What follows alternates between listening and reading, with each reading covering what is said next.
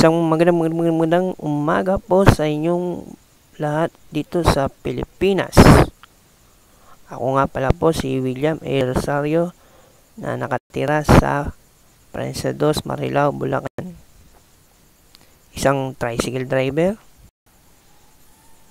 at araw-araw lumalabas ng tricycle at araw-araw din na tulad nyo na nakakaranas ng traffic.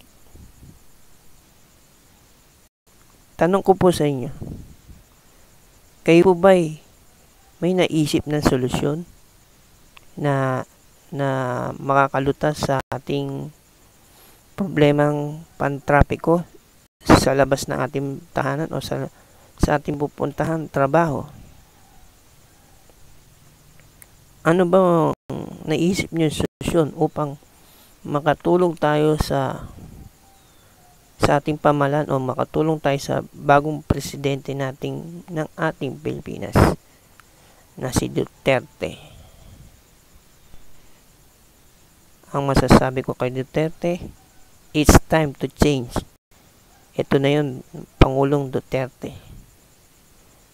Na ito ang aking sasabihin, mamaya-maya lang konti, at makikita nyo ano yung ibig ko sabihin.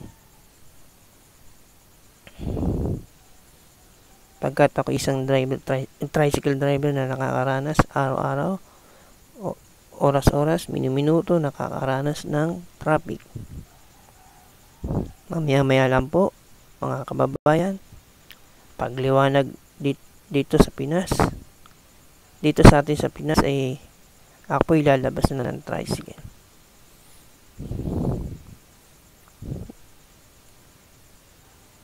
Alam niyo mga kababayan, sa tuwing ako nagmamaneho at may nakasakay ang pasahero, ang traffic daw, sabi nila, ang naisip nilang solusyon sa traffic na yun, pag sila'y nakakausap ko, road widening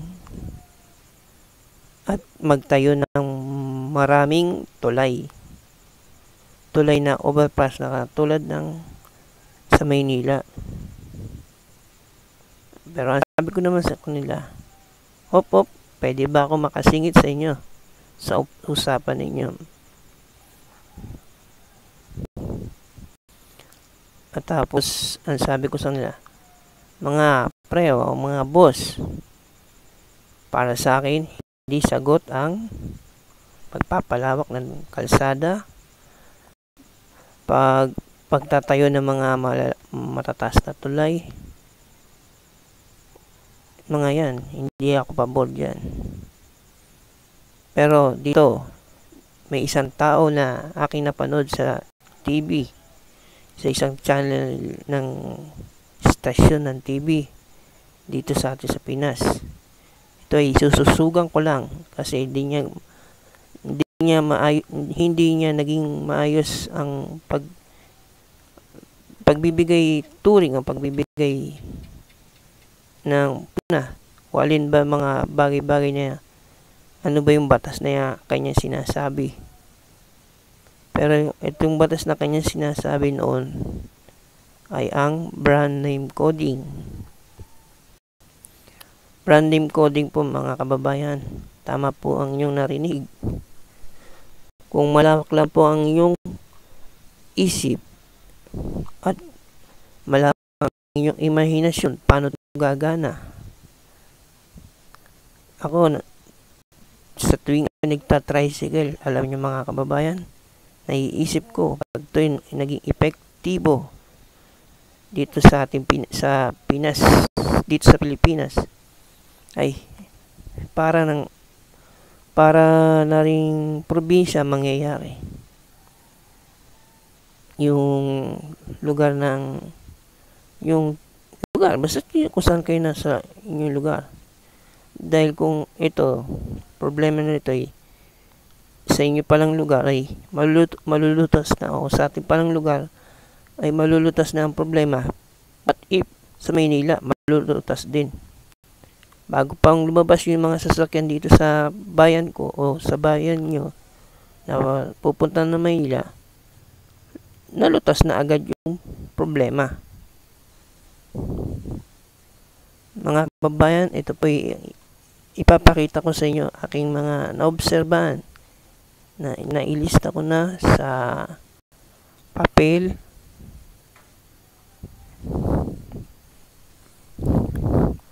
Dali lang po wala akong whiteboard at pasensya na rin kayo sa background.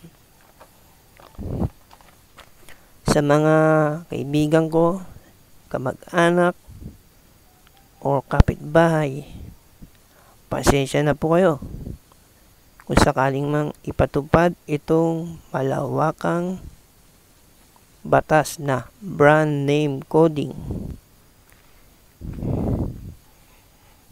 Di ko na po kayo tutukuyin kasi mahirap na mapirata kayo. Mapirata yung identity niya. Ito po ang aking napansin sa lansangan ng mga sasakyan na ubod ng dami, may ubod ng dami, may ubod ng konti or tama lang. Pero ito dapat 7 araw dapat may coding Pero kinuwenta ko 5 araw lang talaga. Ito po mga sasakyan na ubod ng dami pero hindi pa po kasama yung truck, single na motor, tricycle, saka yung e-bike. Saka na po sa ibang video ko na po i-discuss yun. Basta ang mahalaga ngayong araw na to sa Lunes makikita nyo ang improvement kung mayroon man makakapanood nito or ito'y susuportahan ninyo or magsuportahan po tayo. Ito ay isang malaking accomplishment natin sa ating buhay na meron tayong sinuportang tao o sinuportang batas para rin naman sa inyo to ito ginagawa ko to para sa inyo, para sa akin, hindi lang para sa akin to, sa inyo. Ito po mga kababayan, makikita nyo po.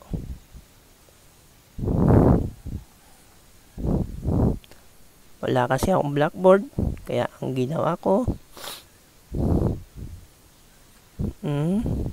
ganinin ko na lang. Kita ba?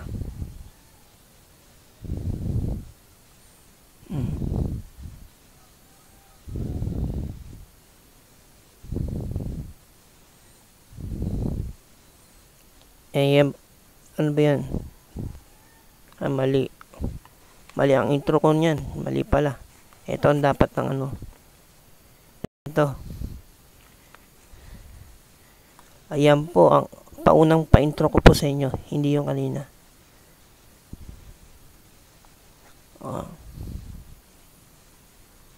Toyota, Mitsubishi, Honda, Isuzu ba yun? Hyundai,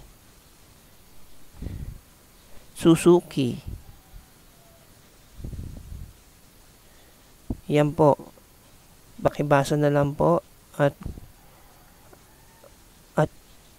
sana maunawaan nyo rin ang aking pananalita. Ito po yung kanina. Toyota. Ilan po brand unit ng Toyota? Yan po, ilan po ba? Binilang ko yan Nasa 18.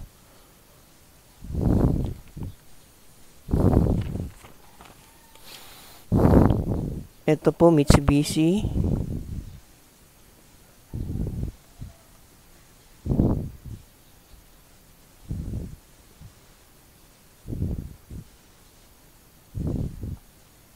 Mitsubishi po siya.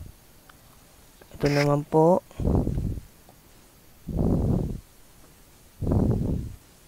Hyundai. Tapos ano pa?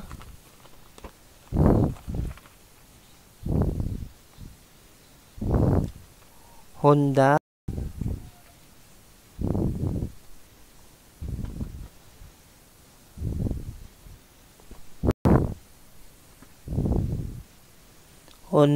ano ba yan? Honda,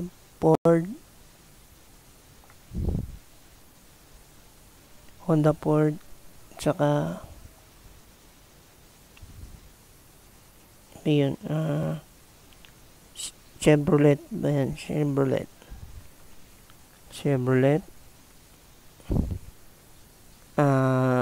Ito pa po, Subaru. Ito dito po sa bayan ng Marilao. Isa pa lang po nakikita kong may dito Subaru. Yung Opel, isa lang din. Pero di ko alam kung anong brand unit niya. Ito po yung Lexus. Ilan lang po dito sa bayan ng Marilao. Yung Lexus na yan.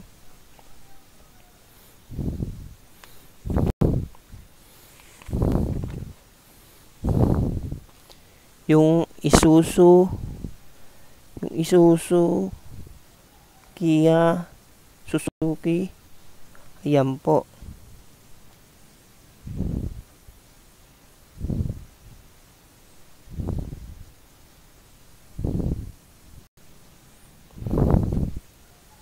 Ito naman po yung Nissan, Mazda, Proton.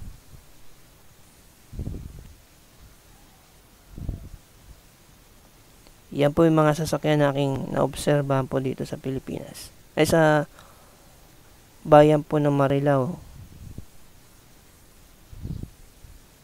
Ayan, Mazda, Proton. Yan po mga kababayan. Alam nyo ba mga kababayan, nakabuo ko ng 5 araw sa mga sasakyan yan na kung alin sa kanila ang magre-rest day o mawawala ng 24 oras sa lansangan, kahit man saan lansangan dito sa Pinas, ay magiging maginhawa ating dadaanan. Alam nyo ba ang una kong inano dito, yung Toyota po ay ang ano ko sana dito Lunes sana to. Lunes. Pagkat ito'y napakarami, kitang-kita nyo naman ho. Kitang-kita nyo naman ho. Pag yan lumabas sa lansangan, yan po, kitang-kita nyo.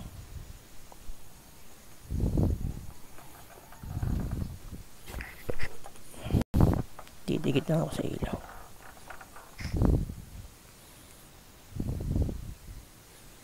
Kitang-kita nyo po, ang dami po nyan. Kung 18 yan, iba nyan, palagay natin na may Toyota Corolla na lumabas sa isang araw ay 500. Tapos sa Vios 3,000, Avanza mga ano yan, mga 3,000, Fortuner mga ano pa lang yan, konti pala yung Fortuner, Wigo, maliit na sasakyan yan na Wigo, siguradong marami rin yan, Hilux, lahat ng yan. Pero ito ang pinakapatok kung bakit nagkakaroon ng colorum, nagkakaroon ng pagsisikip sa Maynila dahil sa nausong bagong labas na Toyota. Ang ano ba yun? Hi-A Super Grandia. Pwede itong pang service sa hotel or pang colorum. Marami niya sa Balintawak at sa Quiapo. yung Toyota Hiace Super Grandia or Hiace siya, na ngayon ay patok na patok. May isa pa nga ho, ginagawa tong school service. Tingnan nyo, nagagamit pa sa school service pero hindi naman dilaw. Dapat magdilaw sila para legal silang nasa kalsada.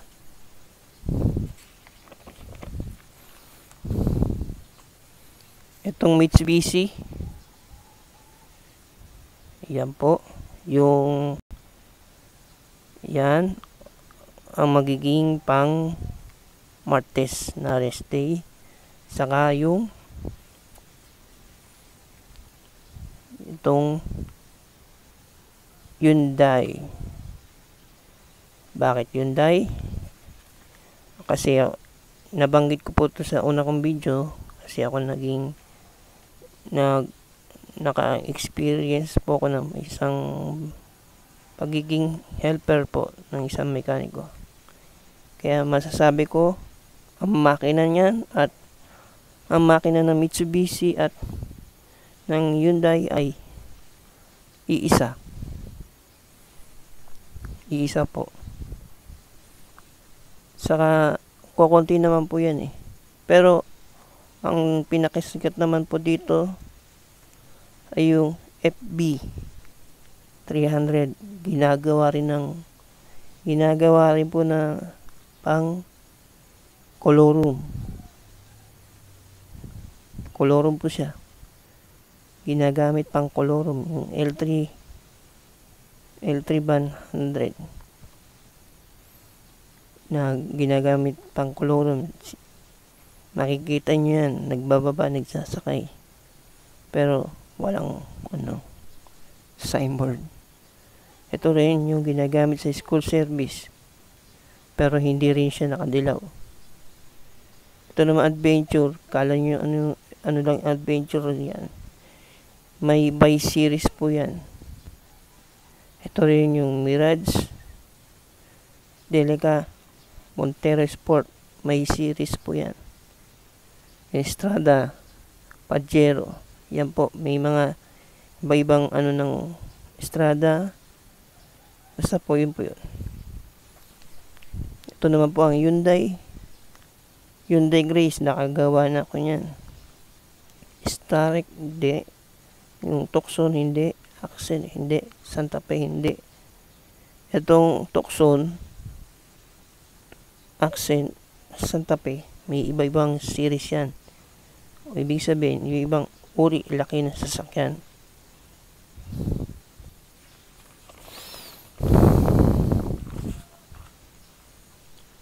Maliwanag na. Ito po ang pang Miyerkules. Yan po ang aking pang Miyerkules. Or pwede rin itong pang Martes. Pero ito ang ginawa ko pang Miyerkules siya. Mga sasakyan na inilista ko sa aking lista na ay Honda Photon, Honda, Ford, Chevrolet,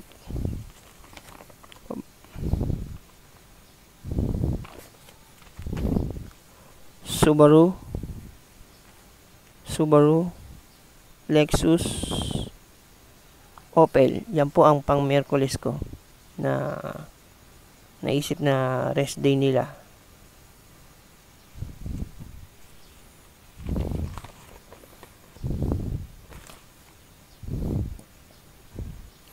Bakit ka mo yun ang naisip ko? Pagkat kukunti pa lang po sila. Kukunti, kaya ang mangyayari po, yung number 1, ang siyang pinaka marami o siya yung unang-unang magre-rest day, yung pinakamarami o pinaka katamtaman na dami. Ito po yun, Miyerkules. Ang Honda, Ford, Chevrolet, at Subaru, yun po.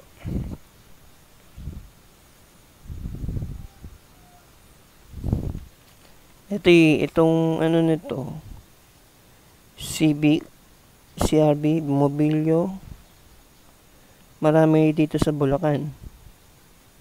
Itong Everest Fiesta ng Ford ay marami rin sa Bulacan.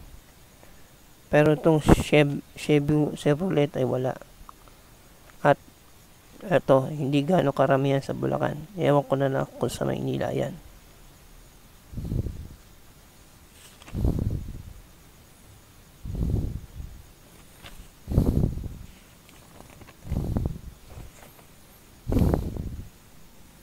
Ito naman po ang pang-Webis ko. Isuzu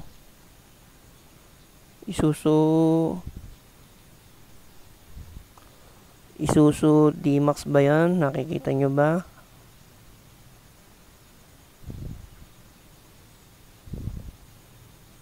Isuzu D-Max sa Amiox, Sportivo, Crosswind. Yan ay mga kokonti pa lang po dito sa Bulacan. Manap pa pag nasa Maynila na yan. Marami pa kayo makikita sasakyan.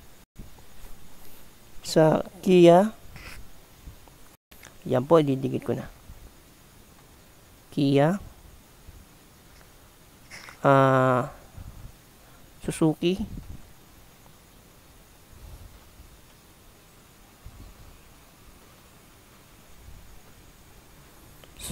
po yan. Yan ang pang-Webes ko. Ito naman po ang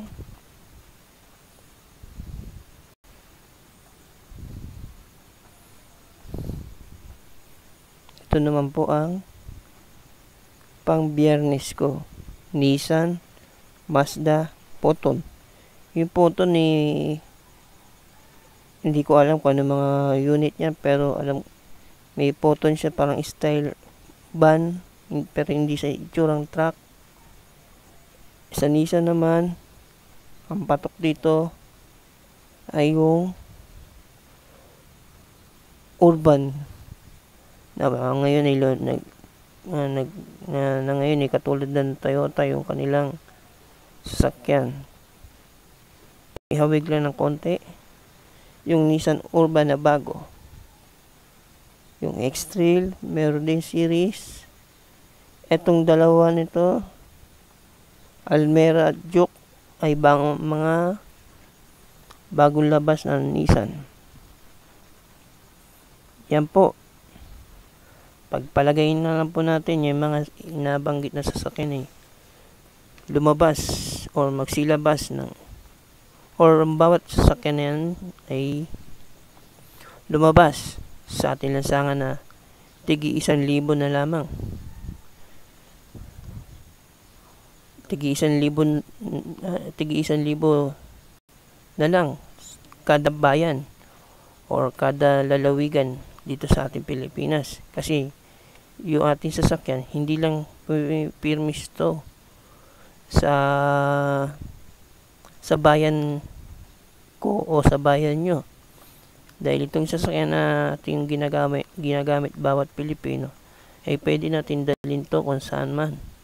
Halimbawa na lang, ako Marilao, dadaling ko to ng Batanes, di ba? Nakakarating. Di lahat ng dadaanan natin, lilikha tayo ng traffic. Makakadagdag tayo sa kanila ng traffic. Kung isang araw lang tayo mawala, masakit pa ba sa damdamin yun? Para sa akin, hindi. Para sa akin, ang ano ko dito ay yung makatulong.